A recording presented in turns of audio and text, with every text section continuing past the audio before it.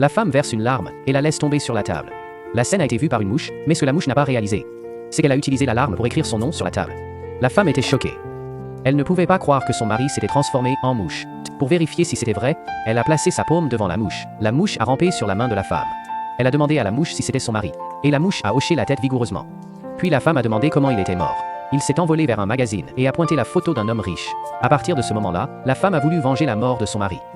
Elle a entraîné la mouche comme une folle, utilisant des cure-dents comme haltères et des bandes comme tapis roulant. Bientôt, il est devenu un tueur. Ce jour-là, il s'est faufilé dans la maison du magnat.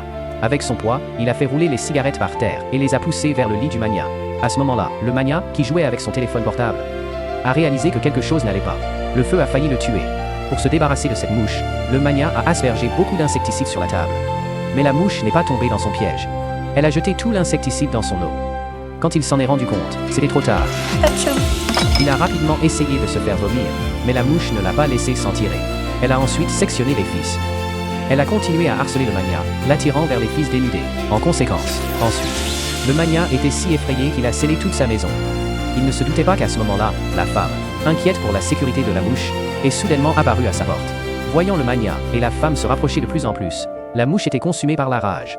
Elle a volé à travers le porte-clés et s'est précipitée droit sur le magnat. La mouche ignorait que tout cela n'était qu'un piège.